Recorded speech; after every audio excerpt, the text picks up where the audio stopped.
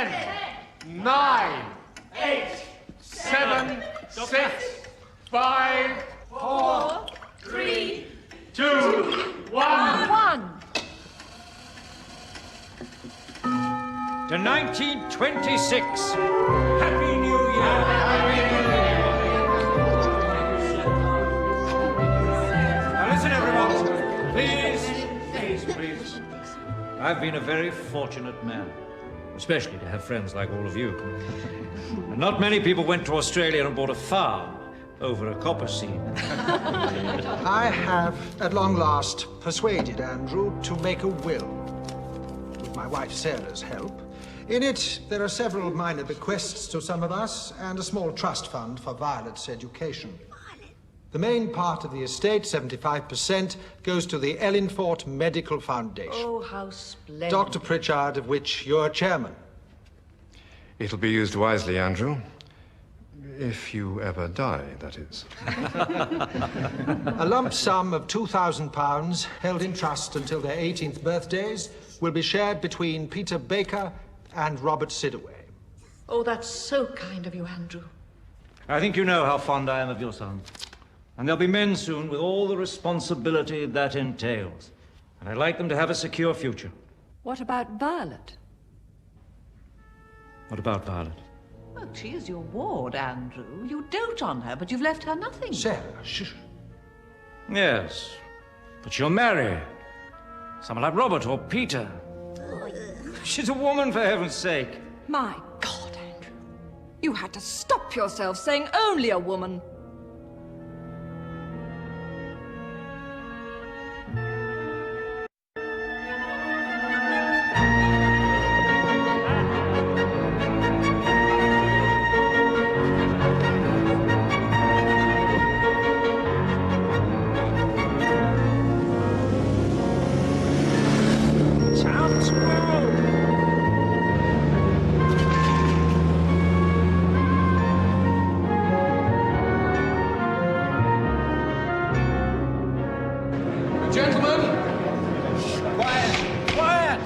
The motion before us is, this House believes that women can never be accorded equal status with men.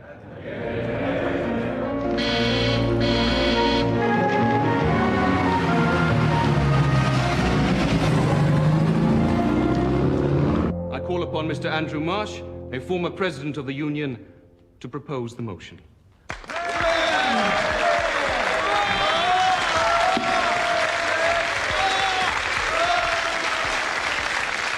President, gentlemen, few people, if any here today, would deny their fellow human beings, regardless of color, creed, or gender, the fundamental right of respect.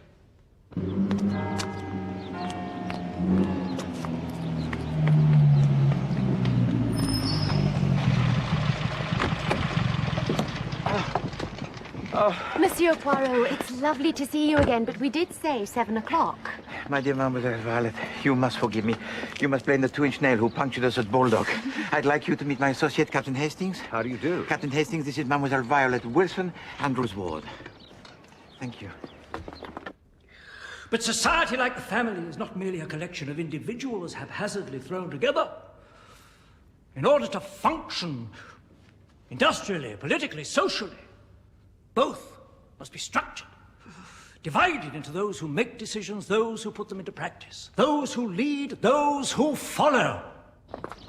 This is Miss Campion, the principal of my college.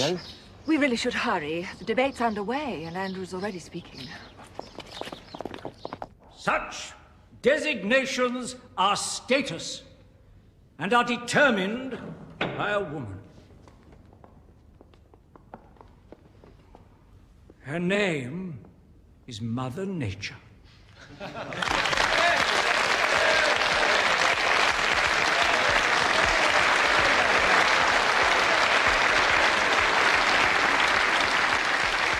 Gentlemen, I now call upon Mr. Robert Sidaway to oppose the motion.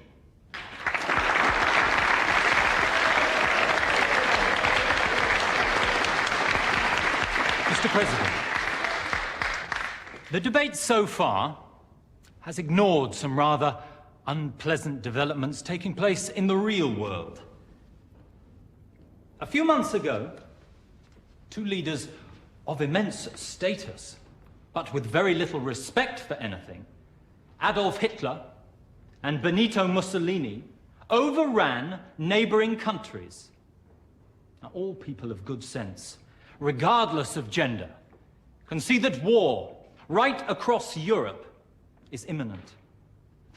And when it comes, will we expect women to merely keep the home fires burning, Mr. President? Yes. Or will we accord them equal status as we ask them to go onto the land and farm it?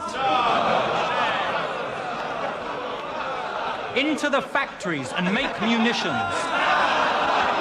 Join the armed forces and fight. Into the Valley of Death rode the 500 members of the Women's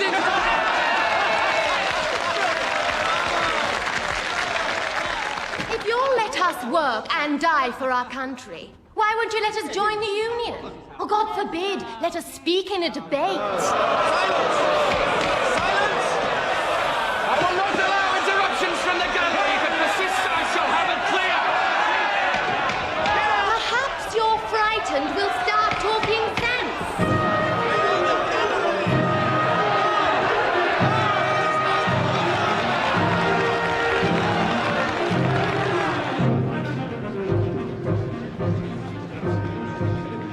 Never mind the outcome, Bobby. You spoke well. So did Andrew, once you ignored what he actually said. Congratulations, sir. A worthy victory. Pity the press won't cover the debate, Robert. I can see tomorrow's headlines now. New woman heckles hecklers at Cambridge Union. Poirot, how are you? Andrew, my dear friend, I missed your speech. Please forgive me. Oh, but you've heard the gist of it many times before. Starting back as far as the Cavendish Clinic. Oh, mon Dieu. In such adversity are born the lasting friendships, n'est-ce pas?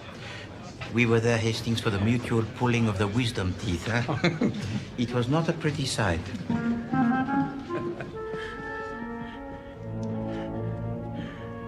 Damn doctor of mine never offers me anything for this wheezing.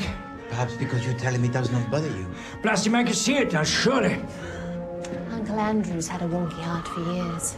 It leaves him short of breath, though not of voice. This room is a place most industrious. Do you not agree, Hastings? Certainly is. I run a magazine, monsieur, called New Prospects. I'm hoping to expand it once I graduate. Merci. Do you have any money?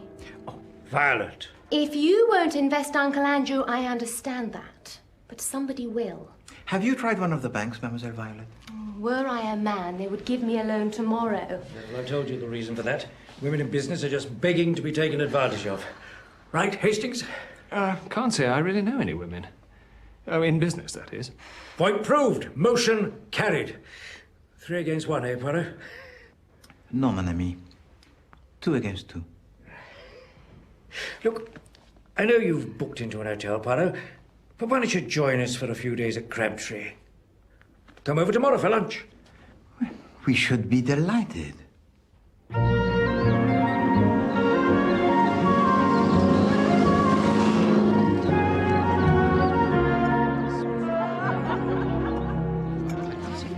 You will permit me, Mademoiselle Campion. Thank you. You like for your students to have the views of the very strong, n'est-ce pas? I positively encourage it, Mr. Poirot. John, before I forget, our meeting tomorrow, could we make it a little later? Why don't we meet for lunch? My office at 12:30. Affects you, Martin. I'm afraid I'm changing my will. It's your money, Andrew. Is Violet to be mentioned in your new will, sir? Setting aside your impertinence, Robert, I could have sworn the debate was over. Perhaps you feel I didn't win it convincingly. I'm sure he meant no harm, Andrew. You don't merely encourage the young filleter, you overindulge them. I apologize, sir. Robert? I'll talk to him, Mrs. Sidaway. Robert! Sarah, will you please not fuss? Robert! Robert, wait! I'm sorry, Violet. just because he won a stupid debate doesn't make his attitude right. Look, he is what he is, Bobby. And we'll never change him. And I'm not sure that I want to.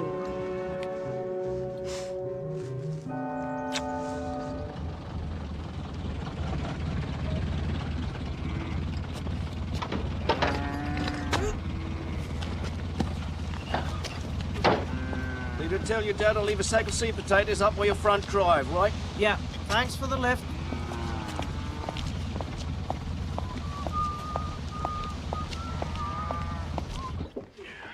Andrew, it's been marvellous, but I've quite an afternoon ahead of me. Look, I'm sorry I was rough on Bobby. I'll straighten things out with him later. Before I go, Andrew, I'd like to give you the once-over. Oh, good God, man. Fuss, fuss, fuss. You've had a couple of strenuous days. Now, jacket off and sleeves up. Mrs. Sidaway, would you be so kind as to bring my stethoscope through to the library? My bag's in the hall.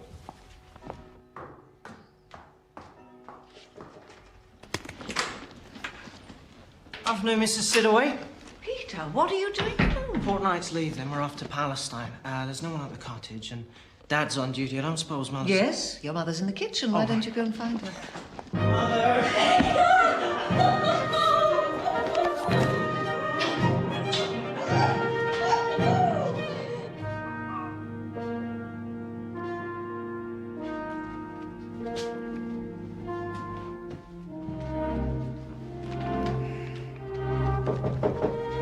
Entrez. Oh, mon ami. The good doctor, he tells you to get some rest and you ignore his advice. You do not change. Oh, I've changed all right, Poirot. You'll think me an old hypocrite, I'm afraid. Saying one thing, doing another. I should not dream of such a thing, mon ami. Please to sit. Even though, after all the things I've said about my health over the years, never taking anyone's advice, well... my specialist tells me oh, damn it, I'm not afraid of it. I'm just afraid of upsetting others. He tells you that your life draws to its close? Diable. You know, 10 years ago, I made a will. I have, at long last, persuaded Andrew to make a will. In it, I left several small bequests. In it? £250 to my lawyer, John Sidaway, and his wife, Sarah. To Miss Campion? Philida Campion received £500, which she immediately pledged to her college for improvements. My housekeeper, Margaret Baker, and her husband, Walter, the local police sergeant, were already provided for by an earlier endowment. Their son, Peter Baker, and young Robert Sidaway were left £1,000 each to give them a start in life. Ellen Fort.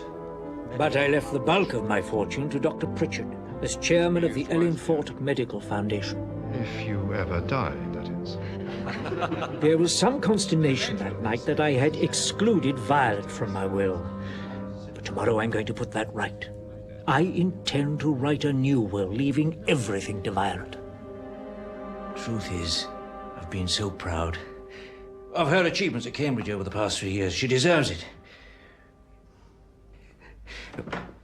I'd like you to be executor of that will, Poirot. Say it for me. But of course. Why this urgency? Who the hell is that at this time of night?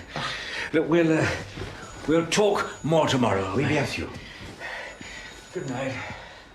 Bonne nuit, cher ami.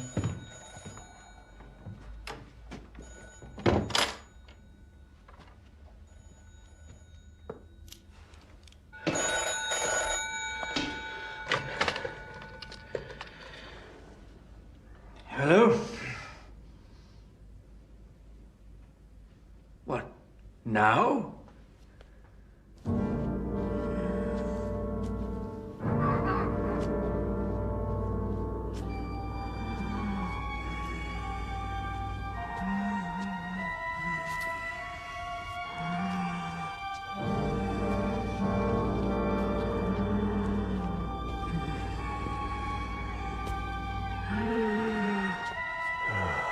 Couldn't this have waited?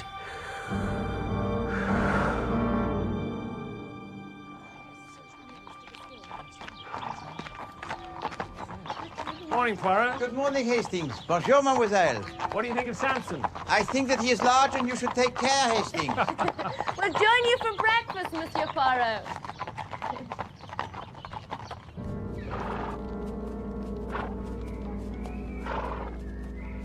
What a charming folly. Andrew restored it about 15 years ago. Comes here to think. Race your back. Come on. Wait a minute, Violet.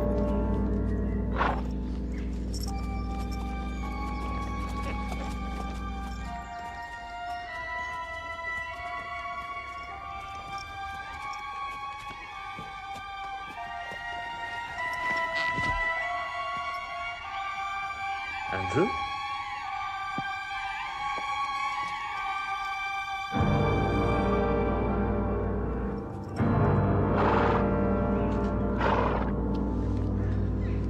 Violet, go back to the house and get Sergeant Baker. And Poirot, too.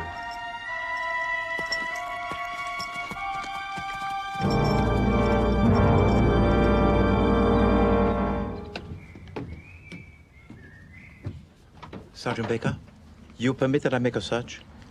My men have done that, sir. Found nothing. Perhaps a post-mortem will tell us more. There's no call for a post-mortem. I've examined the body. Andrew died about 8 hours ago. I'll give you the death certificate.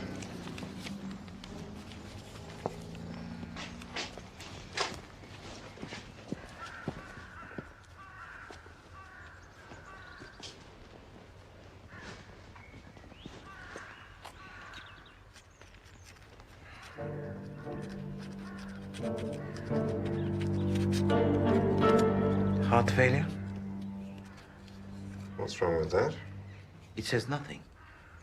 I've yet to see a corpse whose heart still beats. Poirot, the leading heart specialist in London would tell you that Andrew... His illness and I were well acquainted, Monsieur le Docteur. It's a bit odd to be walking around here in the middle of the night, though, don't you think?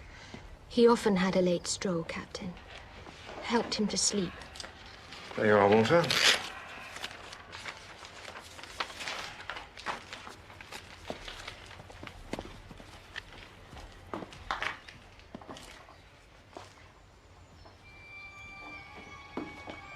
Last night, Andrew tells me he was to make a new will. midnight, he gets a telephone call. This morning, he is dead. No, this is no coincidence, Hastings. We must make the search. And Hastings, leave not a rock unturned.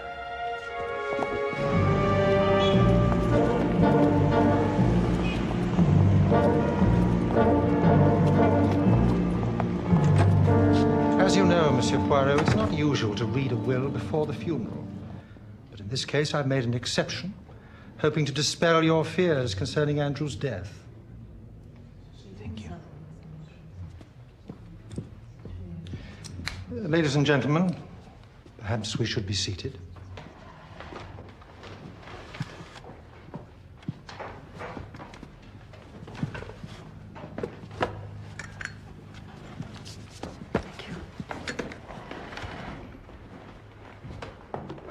It wasn't a complicated will, Mr. Poirot.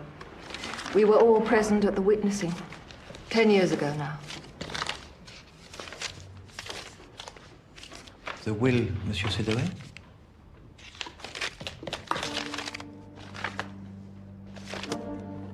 Doesn't appear to be here. Don't be absurd, dear. It must be. That'll be there somewhere, sir. Just a matter of finding it.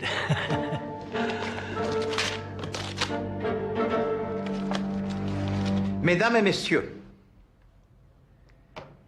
Andrew Marsh was a good friend to all of us here in this room, and yet it seems that you wish his death to pass unquestioned. Not all of us, Mr. Poirot. And now we have the disappearing will, and still you do nothing, Sergeant.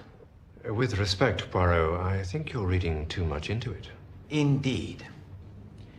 The new will that Andrew Marsh intended to write would have left everything to Mademoiselle Violet, with Poirot as executor.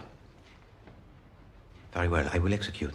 But beware, mes amis, for in so doing, with or without your help, I will unravel the mystery of his death.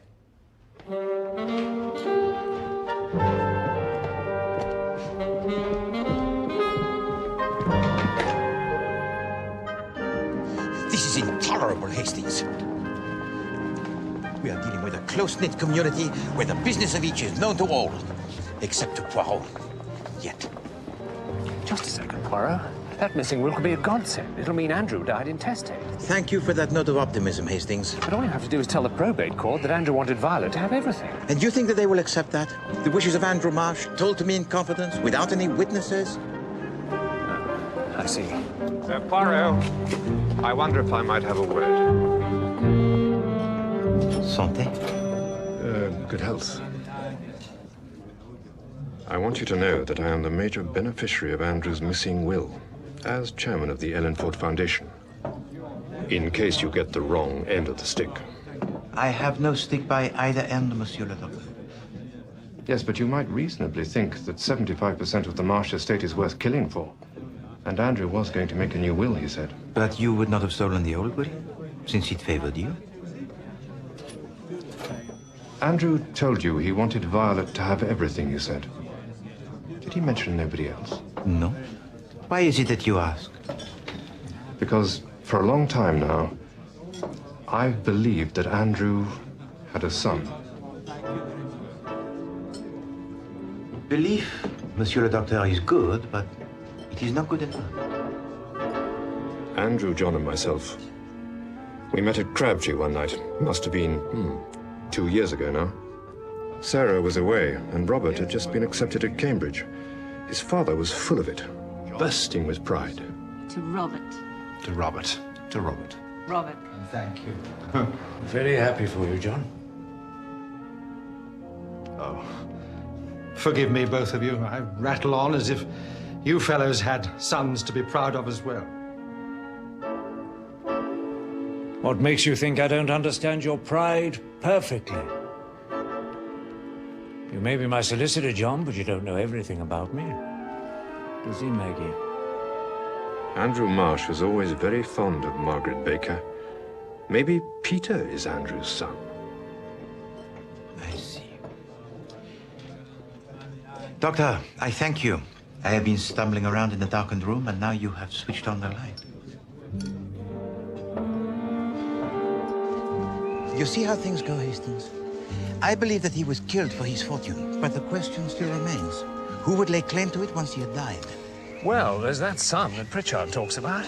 But then we only have his word that he exists. We find the son, mon ami. We also find the murderer. Soon we may have the word of Madame Margaret Baker. You can't ask a woman a question like that, Poirot. Not only can I, Hastings, I must. Met him in Australia, sir. Hired me as nanny to Violet, his business partner's child. When he came to England, he gave me the chance to come too. Which is where you met your husband, the Bobby of the village. Madame Baker, I truly wish to cause you no offense, but Monsieur Andrew Marsh, he admired you greatly, n'est-ce pas? Well, yes. And you were also very fond of him? Yes. And perhaps it would be true to say that you did not work for him as the nanny to Mademoiselle Violet so much as to share in his life. Matt, I want to hear this. You're saying I might have a claim to his fortune, aren't you, Mr. Poirot? Be quiet. Dad, you always said Andrew had an eye for the ladies. Yes, well, in my case, he admired from afar. After we came back from Australia, Mr. Andrew was sent to fight in France. You were conceived while he was away. By the time Andrew got leave, Peter was 3 months old. So you worked as the nanny to Mademoiselle Violet while Monsieur Andrew, he was absent? Yes. Well, his other friends pulled their weight, of course. But Miss Campion's not much good with small children. Nor Mrs. Sidaway come to that, in spite of being a children's nurse. Ah. Thank you, madame. You've got some gall to go casting aspersions like that, Poirot. I have the gall, Sergeant Baker, because a man has been murdered and you refuse to investigate. Very well. The time has now come for me to go above your head.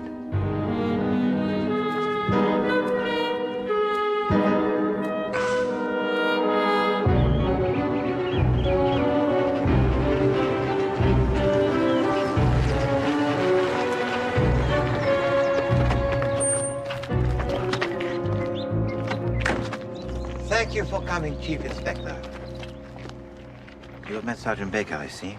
Yes, I must say, Poirot, that in spite of your comments, he seems like a reliable chap to me. This way, Chief Inspector.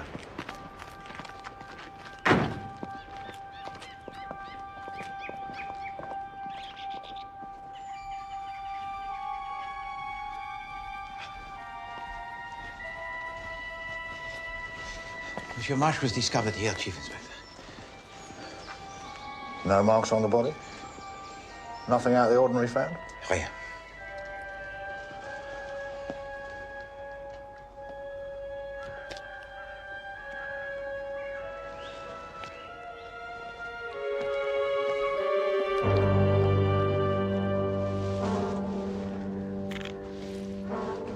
What's this, then, if it isn't out of the ordinary?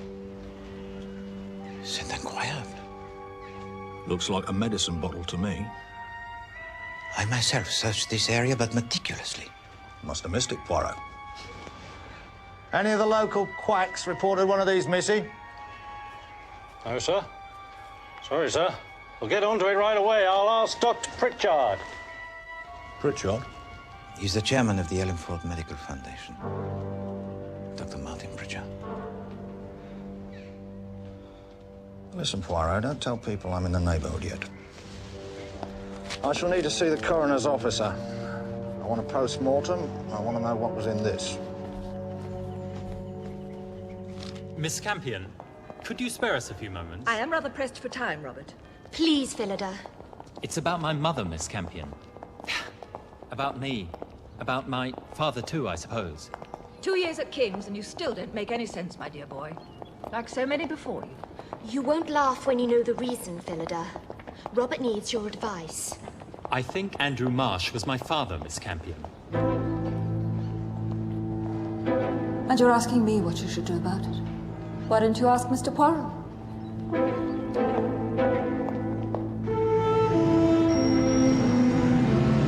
But Robert, why didn't you mention this before today? My mother only told me about it last night. Took some guts on her part. It doesn't seem to have upset you unduly, Robert. Well, after some thought, what difference does it make? Eh bien, Monsieur Robert, I will tell you the difference. In the will that is missing, you inherit a small fortune. If you can prove you are his son, you will inherit a vast one.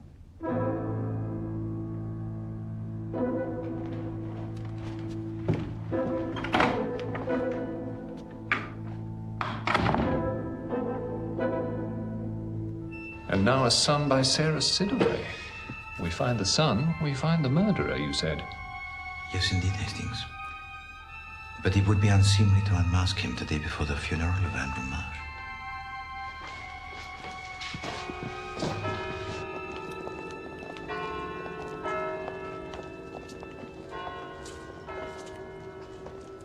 Man had a lot of friends, Poirot.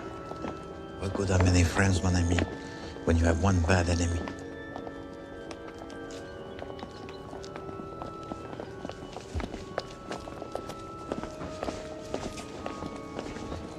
Dr. Pritchard?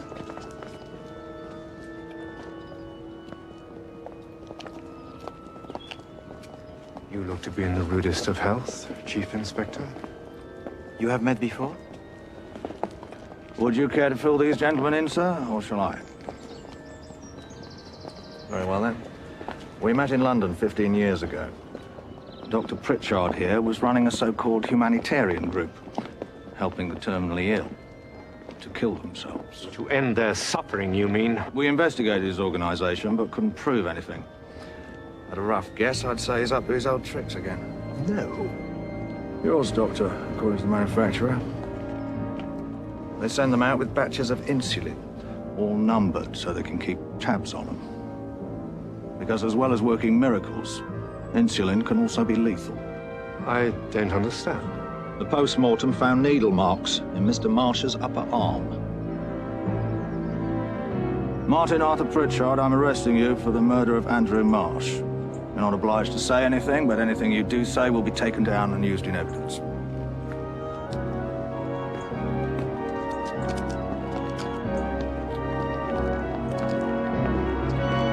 All things come to he who waits, Poirot. I knew I'd get him sooner or later.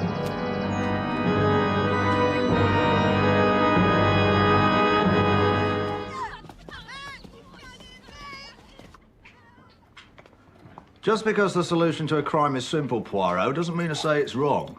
Pritchard killed Andrew Marsh. End of story. But why would he steal a will that favored him? No, Chief Inspector. Still, it has not been found, nor, I believe, will it ever be. Did you question other suspects? Did Sergeant Baker? Of course we didn't, because there weren't any.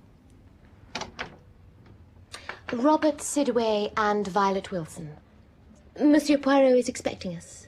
What about that telephone call, Chief Inspector? The one that Andrew received had gone midnight. Pritchard, of course. Honestly, you two, when you're backed into a corner... Miss Wilson and Mr. Sidaway. Monsieur Poirot, we thought you should be the first to know. We're going to America. Robert's going to forego his last year at King's, and there's a berth on the Queen Mary leaving on Tuesday. Mademoiselle Violet, Monsieur Robert, please to sit.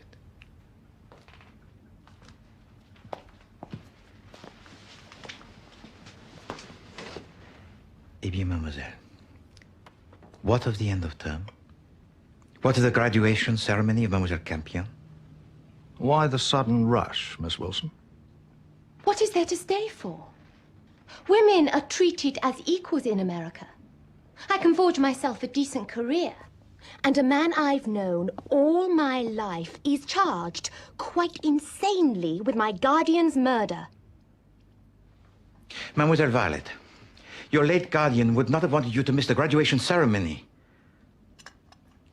Now, I beg of you, before you finally make up your mind, to give Poirot a little more time. Please.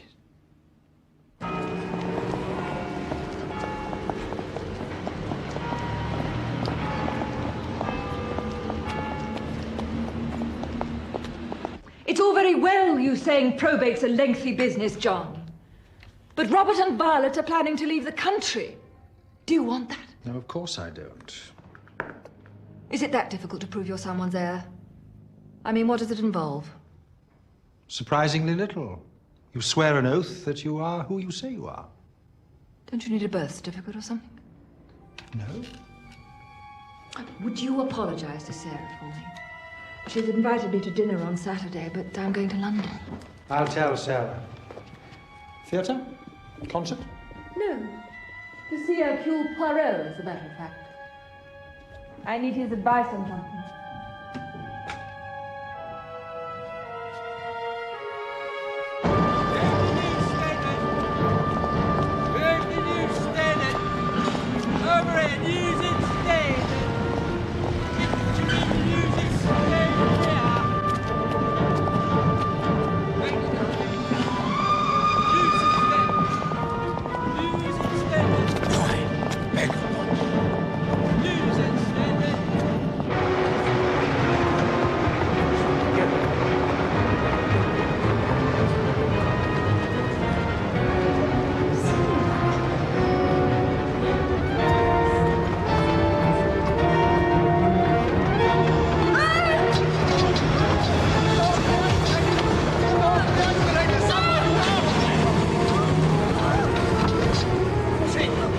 Whoever pushed Mademoiselle Campion down the moving stairs, it was not Dr. Pritchard. He is in your custody. Yes, well, we don't know that anyone pushed her yet. But he is not the murderer, Chief Inspector.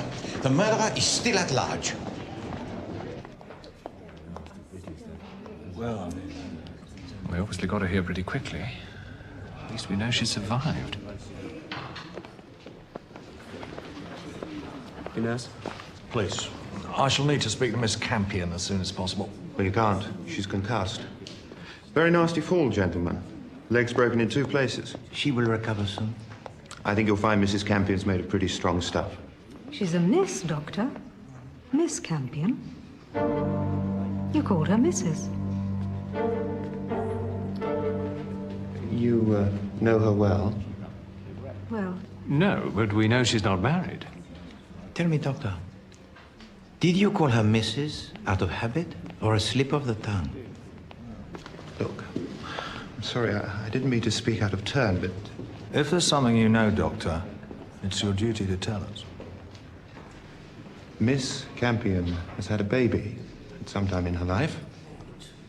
By caesarean section, no less.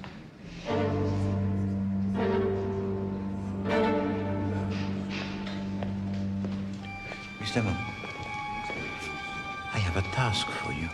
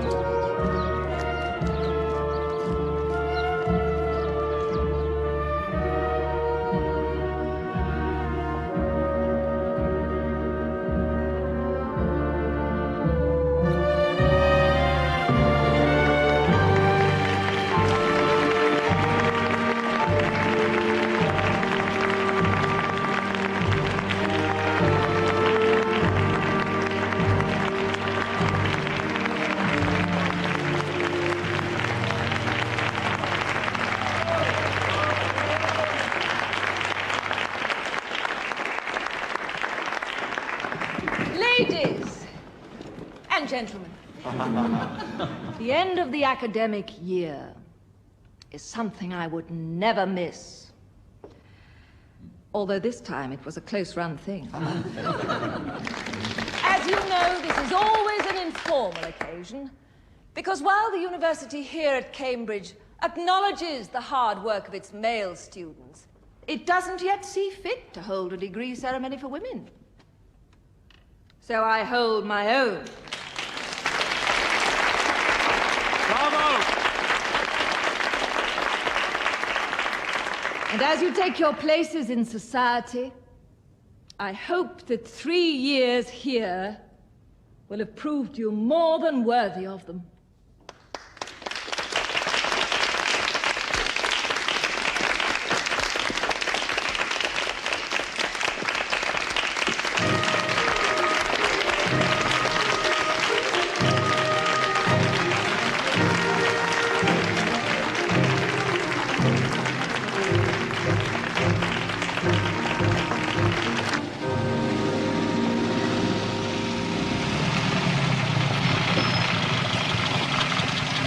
Thank you, Hastings.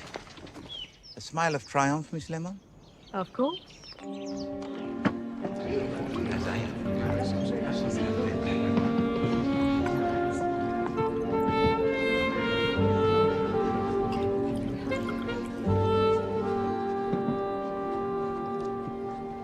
Mesdames et Messieurs, to begin, I think it is fitting that we should make a toast to our dear late friend, Monsieur Andrew Marsh. Andrew Marsh.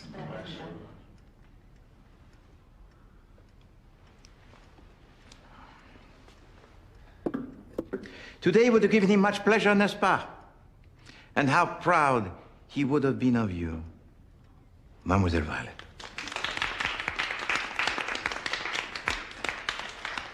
However, there is someone in this room who denied to him this pleasure. You mean his murderer's here? One of us?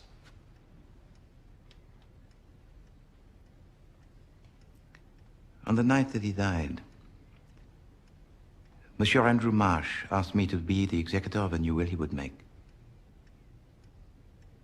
I believe that he was killed for that fortune,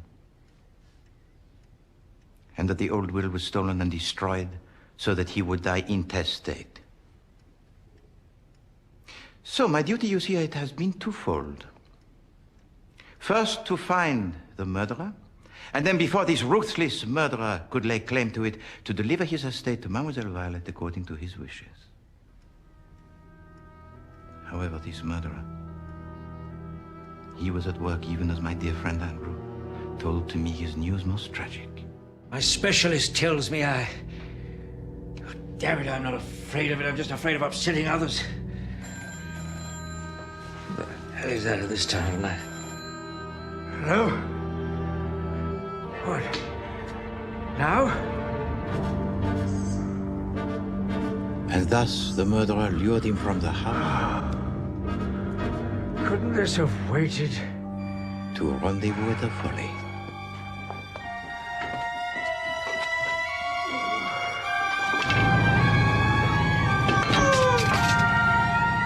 Here, our murderer administered a massive and fatal dose of insulin in a cowardly attack upon a man who was sick and weakened.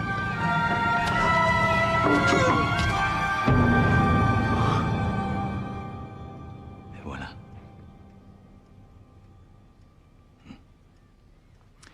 But then along comes Poirot, who says that this death is not a death that is natural. Oh no. It is a murder. So fearing for their own safety, the murderer pointed the finger toward Dr. Martin Pritchard by placing at the scene of the crime the file containing the insulin. Chief Inspector Japp arrives to help me with the investigation. He examines the folly and he finds it there. Why was that file not found the day of the murder by Sergeant Baker, huh? Because it was not there. No? Poirot himself searched the area, and Poirot never misses.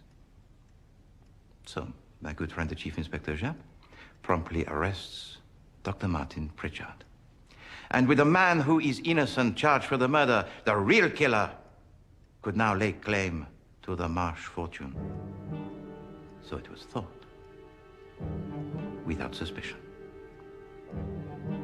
But Dr. Martin Pritchard had already told to my associate, Captain Hastings, and myself, that Andrew had a son.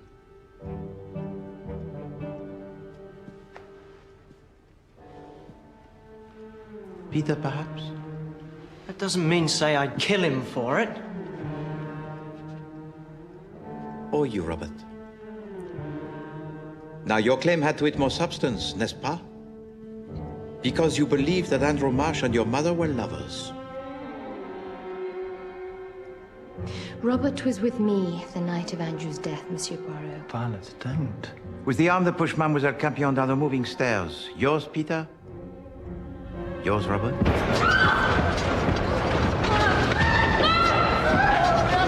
Someone stop!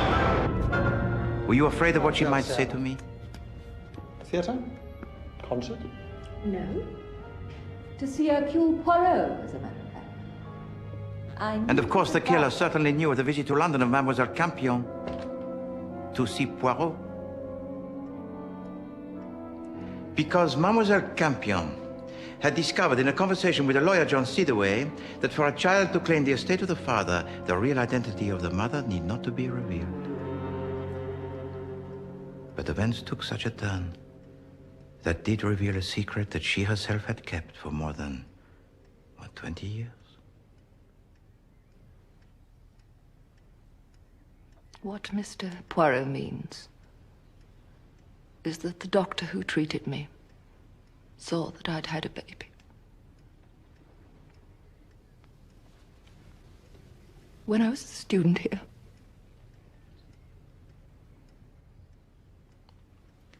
It was but a short step for my secretary, Miss Lemon, to discover the name of that baby. Please to read it, Miss Lemon. Born on the 17th of July, 1913, to Miss Phillida Campion, a daughter whose name was Violet. What's going on? What on earth is happening? Was it necessary to pry into Phillida's past, Poirot? It's Andrew we're interested in. Yes, indeed. But during all this time, not once did we ask ourselves this question. Is this son that we seek perhaps a daughter? So Violet is Andrew Marsh's daughter? Yes.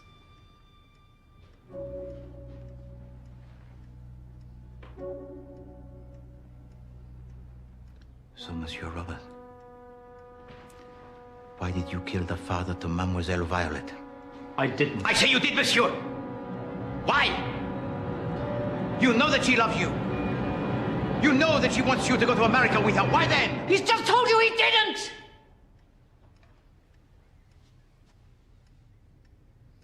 No, madame. Perhaps, Robert, he is not the murderer.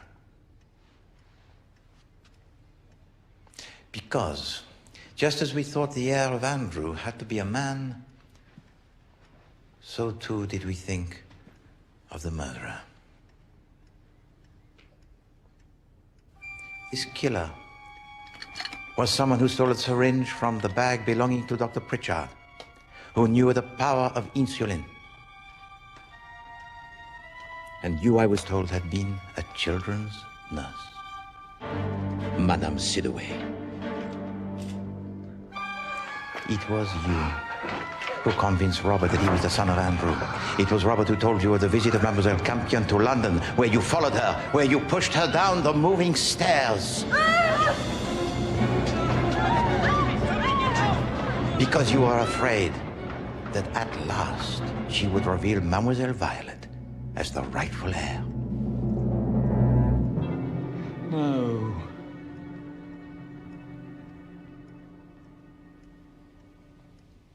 John, help me. There's nothing I can do, Sarah. How did you know about Violet? I had a friend who worked in the clinic. I met her years later. There was so little we had to give Robert. But he was mentioned in the will, Madame. Why did you steal and destroy it? Because I wanted him to have everything! Why should it all go to Violet? Because Andrew Marsh wished it. As proof that she was his daughter. And his equal.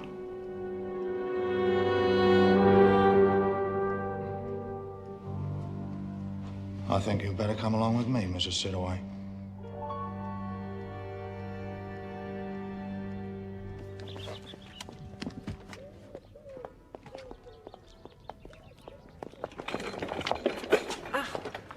Mademoiselle Campion, Mademoiselle Violet. Your magazine could not have a name that is better, huh? The New Prospects. For these are very exciting for you both, are they not? They certainly are. And I'm going to use the inheritance to start my own publishing company. And you, Monsieur Poirot, shall be my first subscriber. Thank you, Mademoiselle. You know, the companies, they have a chairman, huh? But in this instance, why not a chairwoman? You already have the chair, I see. Not for much longer. Plaster comes off a week today. And what of Robert?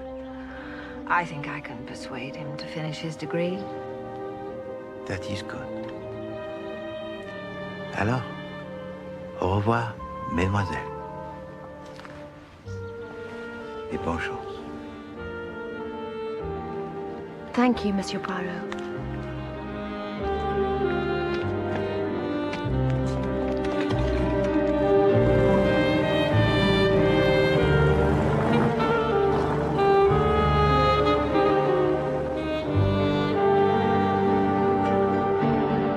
Thank you.